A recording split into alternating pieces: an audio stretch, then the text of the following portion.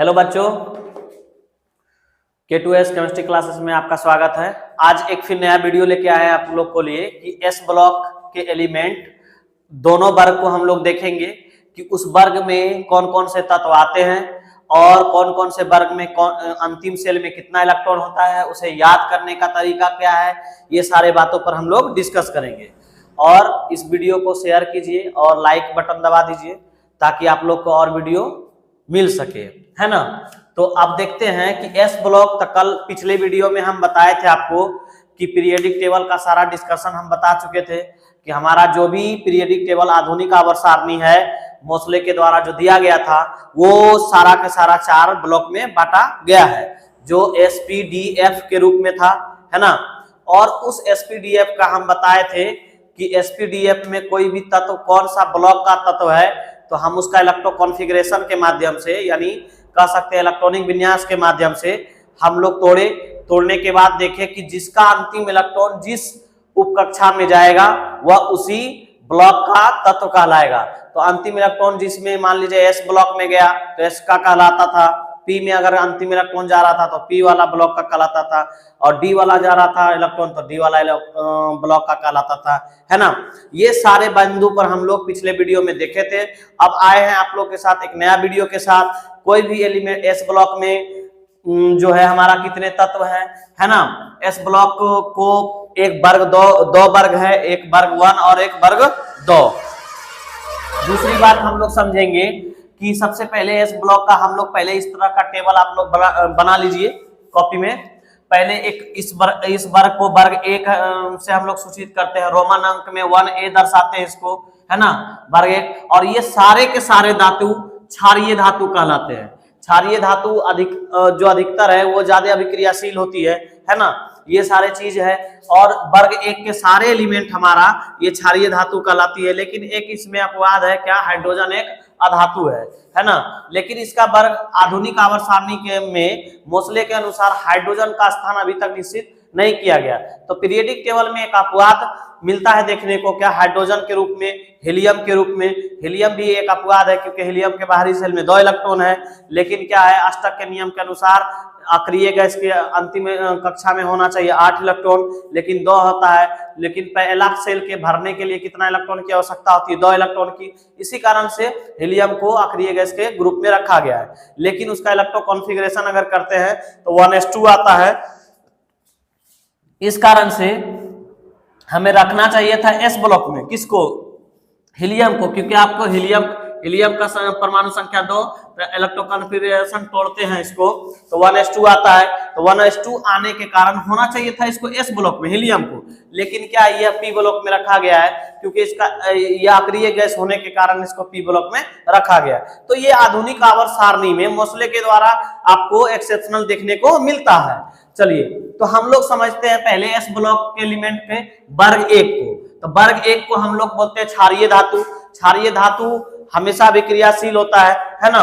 और क्षारीय कड़वा जो क्षारीय है वो कड़वा रूप में होगा। हाइड्रोजन, तो हाइड्रोजन का आप देखते हैं तत्व का नाम, तो 1 2 3 4 5 6 और 1 7। तो हम लोग देखें कि वर्ग 1 में आपका 7 एलिमेंट है। पहला है हाइड्रोजन, हाइड्रोजन का संकेत हो गया H। लिथियम, तो लिथियम का संकेत हो गया Li। कल आपको हम लोग बताए थे कि जिस धातु के अंतिम में यम है, क्या है, यम है। पिछले वीडियो में यह बात बताया गया था कि जिस के अंतिम में यम शब्द है वह सारा का सारा क्या कहलाएगा, धातु कहलाता है ना। लेकिन कुछ 1-2 अपवाद है, जैसे हीलियम एक अपवाद देखने को आपको बता रहे हैं, है ना। तो ये सारा के सारे क्या हो गया, धातु हो गया। सोडियम का संकेत हो गया Na, पोटेशियम का संकेत हो गया K, रुबिडियम का संकेत हो गया Rb, है ना। सीजियम का संकेत हो गया CS, फ्रांसियम का संकेत हो गया Fr। अब यहाँ पे देखते हैं परमाणु संख्या।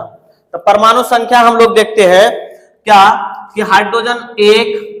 अब हम एक चीज यहाँ पे थोड़ा सा ट्रिकली आपको बताते हैं, उधर से जोड़ दीजिए। आपको एस ब्लॉक का कोई भी एलिमेंट का अगर याद नहीं है तो आप देखिए पहला वर्ग में आता है कितना इलेक्ट्रॉन, पहला वर्ग में 2 तत्व आता है, दूसरा वर्ग में 8, तीसरा वर्ग में 8, चौथा वर्ग में 18, पांचवा वर्ग में 18, छठा वर्ग में 32।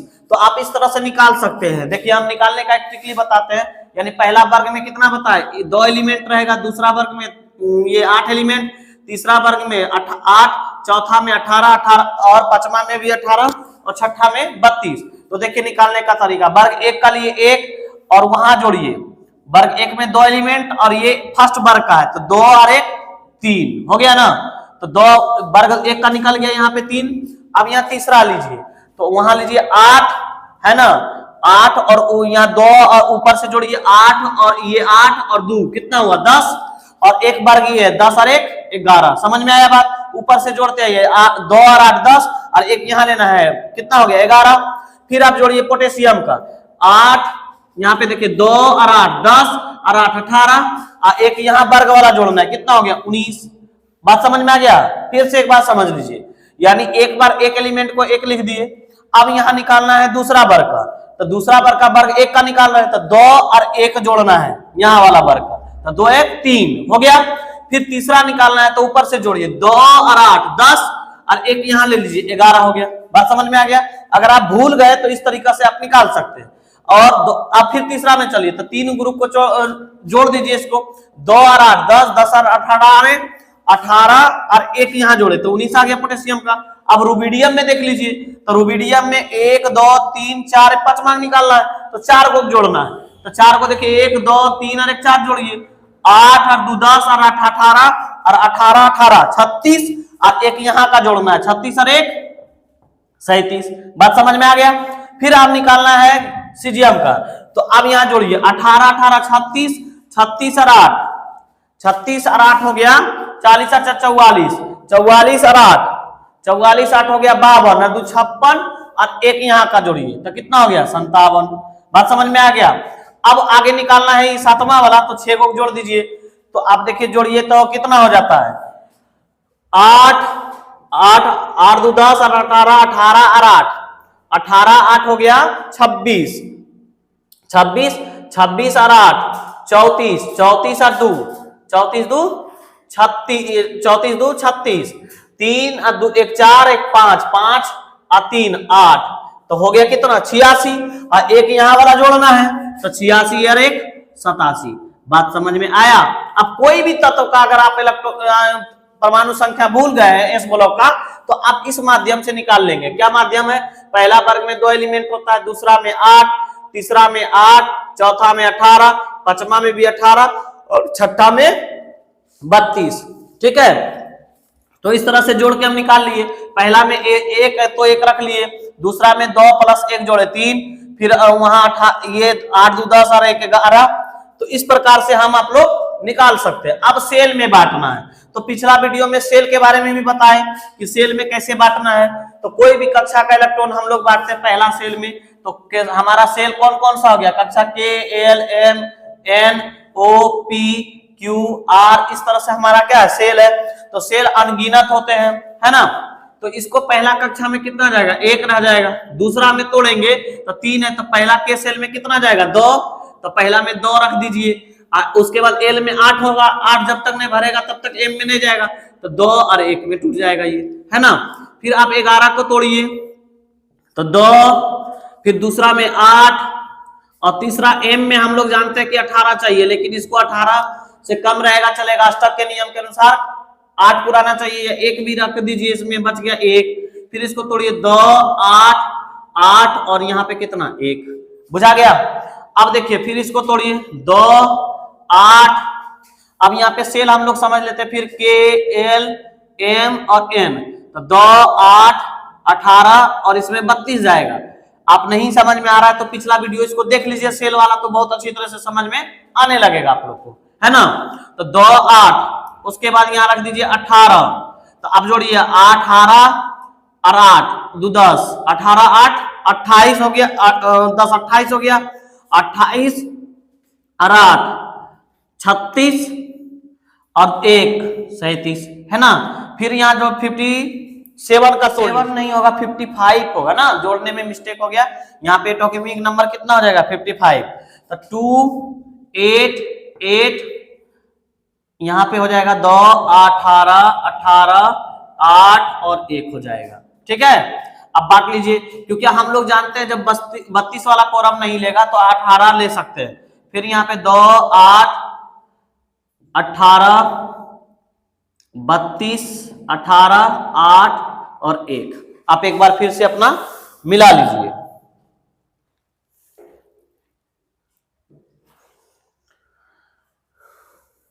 यहां पे मिस्टेक थोड़ा सा हुआ था एटॉमिक नंबर में, वो देख लीजिएगा।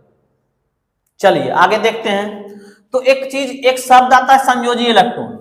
तो संयोजी इलेक्ट्रॉन को हम समझाते हैं आप लोग को। तो संयोजी इलेक्ट्रॉन होता क्या है? जैसे मान लीजिए ये ऑर्बिट है ना, तो ऑर्बिट के बाहरी कक्षा में उपस्थित इलेक्ट्रॉन को ही संयोजित इलेक्ट्रॉन कहते हैं।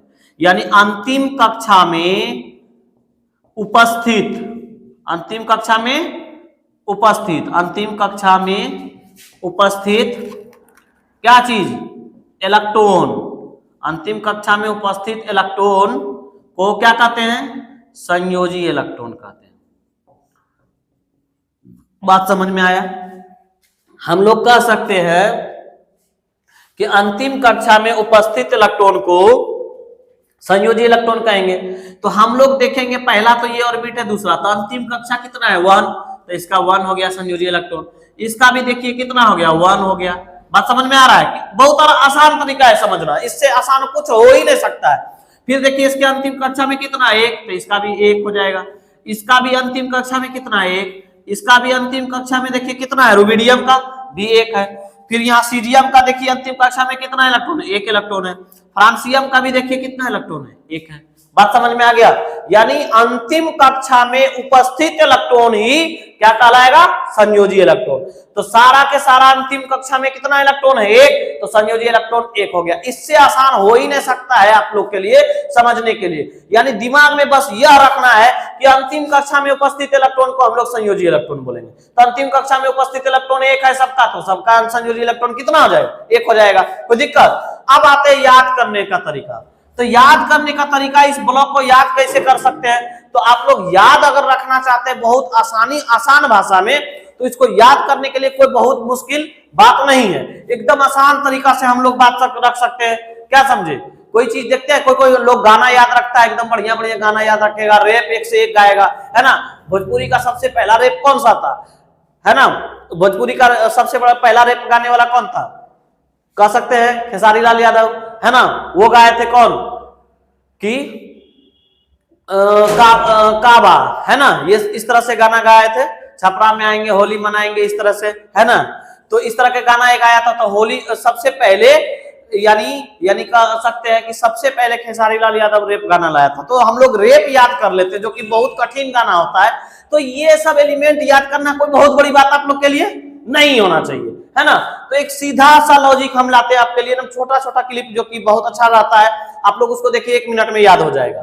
तो आप देख, ये समझना है कि बाहरी कक्षा में उपस्थित इलेक्ट्रॉन ही संयोजी इलेक्ट्रॉन कहलाता है। तो बाहरी कक्षा में उपस्थित इलेक्ट्रॉन 1 है, इसका भी 1 है, इसका भी 1 है, सबका 1 है। तो संयोजी इलेक्ट्रॉन कितना हो गया? 1। अब एटॉमिक नंबर बतेबे किए कि परमाणु संख्या सबका बता दिए। याद करने का तरीका, निकालने का तरीका कैसे बताएं? कि पहला वर्ग में 2 है, दूसरा में 8 है, तीसरा में 8 है, चौथा में 18 है, पांचवा में भी 18 है, छठा में 32 है, सातवां अपूर्ण है, क्योंकि वो अभी तक उसमें पूरी तरह से एलिमेंट भरा नहीं गया है। बात समझ में आ गया? अब पहला का वर्ग का तत्व का नाम क्या? हाइड्रोजन, दूसरा लिथियम, तीसरा सोडियम, चौथा पोटेशियम, छठा रुबिडियम। ये एक हो गया hydrogen, lithium, sodium, potassium, rubidium, caesium और फ्रांसियम। क्लियर हो गया? अब याद करने का तरीका देखिए। हे ली ना के रिबन से कसो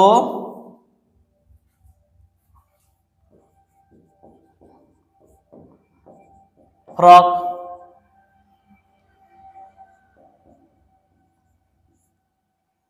आ गया समझ में?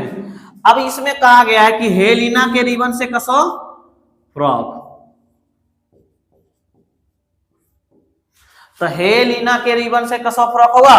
तो हेलिना के रिबन से कसो फ्रॉक, तो ये याद करने का तरीका, हे का मतलब H से हाइड्रोजन, ली का मतलब लिथियम, ना का मतलब सोडियम, के का मतलब हो गया पोटेशियम, रिबन से मतलब रुबिडियम, कसो का सीजियम, फ्रॉक का मतलब हो गया फ्रांसियम।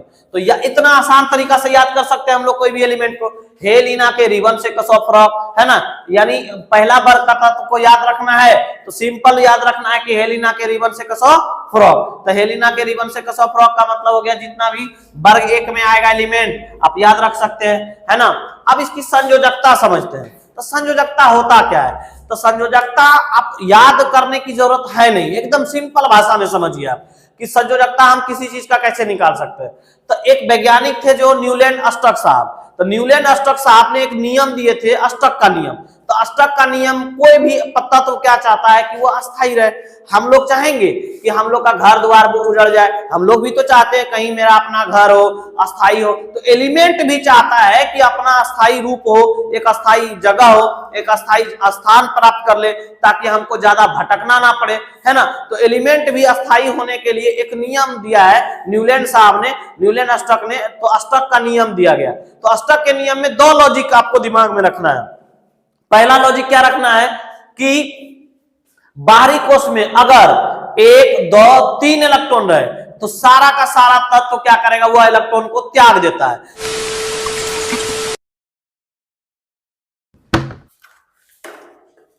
तो यहां पे हम लोग देखें कि 1 2 3 बाहरी में रहेगा तो त्याग देगा, ठीक है। तो यहां पे देखिए बाहरी इलेक्ट्रॉन में सबका एक है, तो एक ही दिमाग में रखना है कि बाहरी इलेक्ट्रॉन में बाहरी कक्षा में एक इलेक्ट्रॉन है तो सबका संयोजकता कितना हो जाएगा, हाइड्रोजन का भी एक हो जाएगा, लिथियम का भी एक होगा, है ना, सोडियम का भी एक होगा, पोटेशियम का भी कितना होगा एक, क्योंकि बाहरी कक्षा में कितना एक इलेक्ट्रॉन। फिर रुबिडियम का भी कितना संयोजकता हो जाएगा एक, और सीजियम का भी संयोजकता कितना हो जाएगा एक, और ये फ्रांसियम की संयोजकता हो जाएगा एक। अब समझ में आया बात? यानी जिसके बाहरी कोश में 1 2 3 इलेक्ट्रॉन रहेगा वो आसानी से क्या करेगा, त्याग देगा। और त्यागने के बाद जो ये सब त्यागेगा तो देखिए बाहरी कोश में 8 इलेक्ट्रॉन बच जाए तो अस्थायी हो जाएगा। तो अस्थायी हो जितना जो इलेक्ट्रॉन को त्यागेगा या ग्रहण करेगा वह उसका कहलाएगा संयोजकता। तो यह सारा एलिमेंट कितना इलेक्ट्रॉन को त्याग रहा है, एक इलेक्ट्रॉन को, तो इसकी संयोजकता कितना हो गया, एक हो गया। बात समझ में आ गया। फिर हम इसी प्रकार से आगे वर्ग 2 का एलिमेंट को देखते हैं। तो इसी प्रकार से हम लोग अब वर्ग 2 को देखेंगे। तो वर्ग 2 को एस ब्लॉक के वर्ग 2 को देखते हैं कि वो कैसे याद करना है, कैसे इसका परमाणु संख्या निकालना है, ये सारा चीज पर चर्चा करेंगे। तो वर्ग 2 को हम लोग 2 भी लिखते हैं अंक में, और इसको रोमन में लिखते हैं सेकेंड ए यानी 2a। तो हम एक पिछले अभी तुरंत कुछ देर पहले हम क्या बताए थे कि वर्ग पहला में कितना एलिमेंट रखा गया 2, वर्ग 2 में आवर्त में 2, दूसरा में 8, तीसरा में 8, चौथा में 18, पांचवा में 18, छठा में 32 और सातवां जो है अपूर्ण है। अपूर्ण का मतलब अभी पूरी तरह से भरा नहीं गया है। तो सबसे पहले इस बात को समझेंगे कि अब हम लोग का बेरिलियम, तो बेरिलियम किस आवर्त में है, तो दूसरा आवर्त में। तो पहला आवर्त को तो इसको छोड़ देंगे, है ना, तो पहला आवर्त को गिनना ही नहीं है। तो यहाँ पे देखिए इसका संकेत Be हो गया, बेरिलियम का संकेत B, मैग्नीशियम का संकेत Mg, कैल्शियम का संकेत Ca, स्ट्रांसियम का संकेत Sr, बेरियम का संकेत Ba, रेडियम का संकेत Ra, है ना। अब इसका परमाणु संख्या निकालेंगे। तो बेरियम का 4 हो गया, तो 4 हो गया, तो 2 2 4 4 इसको छोड़ देना है। अब यहाँ जोड़ना है कैसे, 8 और 4 12, और यहाँ 2 वर्ग का है तो 2 लेना है। पिछला हम क्या लिए थे 1, क्योंकि वर्ग 1 का था। अब यहाँ वर्ग 2 का है तो 8 और 4 12 और 2 14, यहाँ 8 और 4 डायरेक्ट भी लिख सकते हैं। 8 और 4 कितना हो गया 12, ठीक है। अब हम लिखना चाहेंगे कैल्शियम का, तो फिर जोड़िए 8 और 8 16, और यहाँ पे 16 और 2 18, और यहाँ 2 लीजिए कितना हो गया, कैल्शियम का 20 हो गया। बात समझे। फिर जोड़िए 18 और यहाँ पे 8 2 10 और 18 18 36, और 36 और 2 कितना हो गया 38। बात समझ में आया। फिर देखिए 18 18 36 और 8 36 और 56 56, और यहाँ का 2 जोड़िए कितना हो गया 56 और 2 58 हो गया, ठीक है। उसी प्रकार जोड़ लीजिएगा इसको, तो जोड़ने के बाद आपका आ जाएगा टोटल 86, और 86 और 2 कितना हो जाएगा 88। बात समझ में आ गया। अब यहाँ पे देख लीजिए कि अब निकालने सीख गए कि आप किसी भी तत्व का अगर निकालना है, कोई भी चीज का तत्व का अगर निकालना है परमाणु संख्या, तो आप वर्ग उसका याद रखिए, है ना, और एलिमेंट आपको याद रखना है कि किस आवर्त में कितना एलिमेंट है। आप उस वर्ग का तत्व आराम से निकाल सकते हैं कि कैसे निकालना है। बात समझे। और यहाँ पे देखिए अब यहाँ सेल में बांटिए। अगला बिंदु क्या कहता है, सेल। तो यहाँ हमने पहले क्या सिखाया, के एल एम एन। तो पहला सेल में 2, दूसरा में 8, तीसरा में 18, चौथा में भी ये 32। अगर कस्टम में एक चीज और यहाँ पे एक बिंदु और समझाना हम चाहेंगे, दिमाग में ये रखिएगा कि पहला सेल हर हाल में 2 पूरेगा, दूसरा में 8 पूरेगा, तीसरा में 18, चौथा में 32, के एल एम एन ओ। अब यहाँ एक बिंदु को बढ़िया से समझा रहा है, यानी के सेल में 2, दूसरा में एल में 8, तीसरा में 18, चौथा में 32 और ओ में 50। अब इस सेल में देखिए, अब यहाँ पे देखिए 18 अगर नहीं पुराएगा तो यहाँ पे 8 पुराएगा। बात समझिए, अस्थायी होने के लिए। अगर 32 नहीं पूरा पाया तो 18 पुराएगा, 18 भी नहीं पूरा पाया तो हर हाल में कितना पुराना चाहिए इसको, 8। तो उसी तरह से इसका लॉजिक काम करेगा। 50 ने पुराया तो 32, 32 ने पुराया तो 18, 18 ने पुराएगा तो 8। ये आप दिमाग में रख लीजिएगा, इस तरह सा कोरम में दिमाग में रखिएगा तो कभी गलत आपका नहीं होगा सेल में। तो आप इसको बांटिए, 2 और 2 हो जाएगा, पहला सेल में 2 और दूसरा सेल में भी 2, दूसरा में 2, 8 और यहाँ 2। फिर उसी प्रकार इसमें 20 का बांटिए, 2, 8, 8 और यहाँ 2। फिर 38 का उसी प्रकार बांट लीजिए, 2, 8। अगला में देखिए 18 पूर जाएगा इनमें, तो 18 दे देते हैं। अब देखिए इसमें 32 पूरना संभव नहीं है, तो आप क्या कंडीशन लाइएगा, आप यही कर सकते हैं कि 18 और 10 कितना हो गया, 28, 28 और 8 कितना हो गया, 36 और 2 38। अब देखिए 18 वाला नियम में आप यहाँ पे देखिए इसमें 18 ने काम किया तो 8 काम किया ना। उसी प्रकार से इसका देखिए बेरियम का 58 का 2, 8, 18। फिर यहाँ देखिए 32 ये ले लेगा, फिर कितना हो जाएगा, 32 लेगा क्या, कोशिश करके देखिए, तो ज्यादा हो जा रहा है, 32 नहीं लेगा, तो यहाँ 18 लीजिए। तो 18, 18, 36 और 10, 36 और 10 कितना हो गया, 36, 10, 46, 46 और 8, 46, 8, 46 और 8 हो गया, 8 से 14, 54। ये 2 जाएगा देखिए, तो फिर से जोड़ के देखते हैं एक बार, 8 और 2 10, 10 हो गया और 18, 28, 28 और 10, 28, 10, 38 और 8, 38, 8 हो गया 56, 48 ना हो जाएगा जी, तो 48 और 8 हो जाएगा 56 और 2 58। तो 58 का ये कोरम पूरा हो गया। फिर उसी प्रकार से देखिए 2, 8, 18, 32, 18, 8 और 2, आप देख लीजिए बांट के कोरम है ना। अब इसमें ये चीज देखिए, हम लोग समझे कि बांट लिए कोरम को। अब हम अभी कुछ देर पहले क्या बताया आपको, जिसके अंतिम में जितना इलेक्ट्रॉन मौजूद हो वह सारा का सारा क्या कहलाएगा, संयोजी इलेक्ट्रॉन कहलाएगा, कोई नो चेंज। बस दिमाग में यह रखना है कि बाहरी सेल में कितना इलेक्ट्रॉन है वो सारा के सारा क्या कहलाएगा, संयोजी इलेक्ट्रॉन। तो बाहरी सेल में देखिए 2, इसका भी 2, इसका भी 2, इसका भी 2, इसका भी 2 है, तो बाहरी सेल में उपस्थित इलेक्ट्रॉन क्या कहलाएगा, संयोजी इलेक्ट्रॉन कहलाएगा। तो यहाँ भी 2, यहाँ भी 2, इसका भी हो जाएगा, कैल्शियम का भी 2 हो जाएगा बाहरी सेल में, स्ट्रांसियम का भी 2 हो जाएगा, बेरियम का भी 2 हो जाएगा, है ना, रेडियम का भी कितना हो जाएगा 2। तो देखिए आपका बाहरी सेल में सबका इलेक्ट्रॉन 2 है, तो संयोजी इलेक्ट्रॉन भी कितना हो गया 2। अब याद करने का तरीका लिखना है, क्या कैसे लिखना है, तो बेटा मांगे कन्या सुंदर बाप राजी, है ना। या कह सकते बेटा मांगे कन्या सुंदर बाप राजी, या बेटा मांगे कन्या सुंदर बाप रोए, है ना, ये भी होता है, या तो बाप रोए भी कर सकते हैं ना। तो इसको याद करने का ट्रिक में रखेंगे, बेटा मांगे, बेटा का बीई, तो बेटा का बेरियम हो गया, मांगे एमजी, कन्या का सीए, सुंदर का एसआर, अब बाप का ले लीजिए बीआरए बेरियम का, और राजी या रोए आरए।